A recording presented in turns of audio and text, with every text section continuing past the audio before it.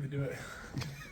What was the initial reaction from your teammates when you came out with it? Pretty much speechless when I came into the building with it. They all kind of just stared at me for a second and laughed. My favorite reaction was just going, always the guys like Dunker. He was talking to me for like a good 5 minutes, and then he's like, "Holy cow! Wait, what you do to your face?" So it's like sometimes it took a little bit, but it's always fun. Mark, this was your first and only Floyd of Rosedale game. What's your overall, besides the obvious, the main thing is you won and you're happy about it, of course, but just generally speaking, how does it feel to be part of such a great rivalry? Yeah, it was great. It was a great overall team win today. We really wanted to get after them. We were talking, it didn't have to be close today. We felt confident coming into this game.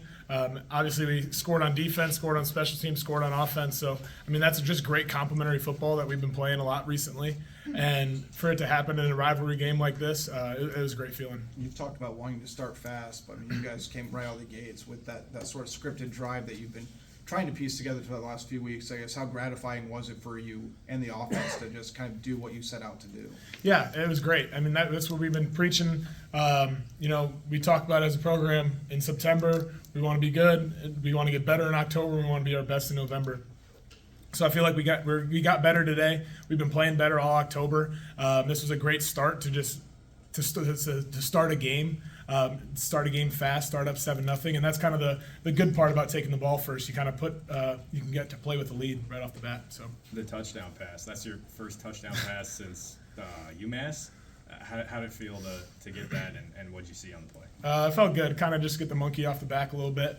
But we were still scoring touchdowns, all rushing touchdowns, passing touchdowns. It's all 6 points. So it felt good. It was a great opportunity to give it to Reese. Got him against one of our former teammates out there, so it was kind of good to kind of get it against him, and I was happy for Reese out there. You mentioned that you and Reese have been making those kinds of plays all during camp. You just hadn't had an opportunity to show it yet. How good did it feel to be actually able to show it off in front of fans? Yeah, it was great. And, whenever Reese is out there, I want to try and get him the ball as much as possible, get him one-on-one opportunities.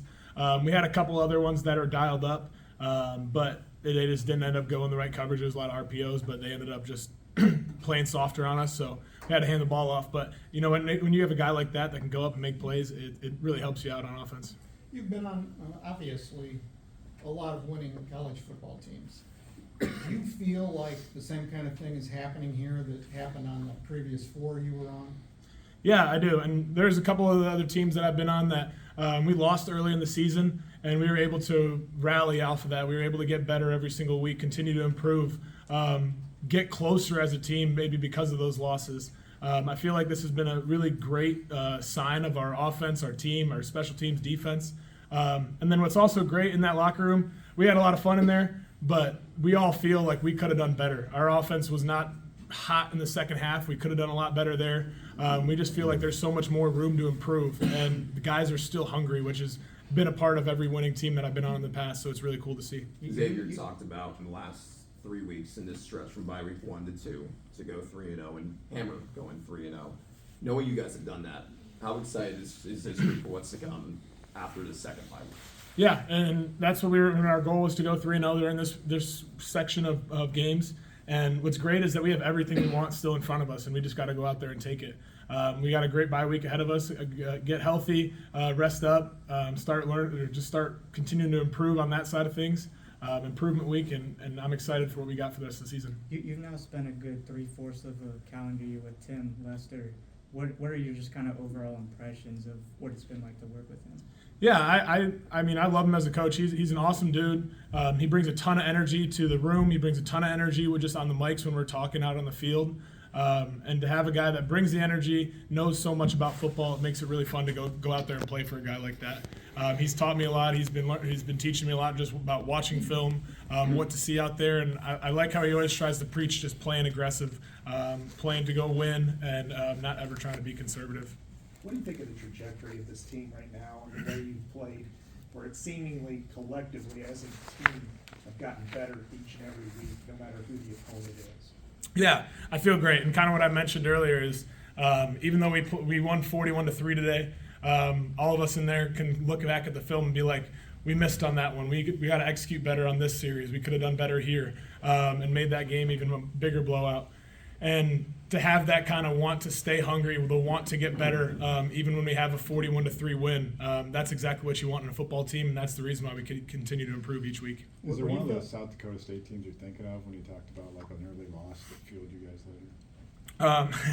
This one, the 2022? Yeah, actually, the 2022 one, that was a tough loss to come out, and we were expecting to have a high-powered offense going into that year, a great defense, and they played great in that game. But to be able to bounce back, we had a couple rough games to start off the year as well, and to be able to continue to get improved throughout that entire season, that's exactly what we did. And once it was November, December, we were playing at all Pistons running, and we were playing great. So, What do you feel like just the passing game allowed you guys to get in the rhythm for this? yeah, I felt like we had a great first half.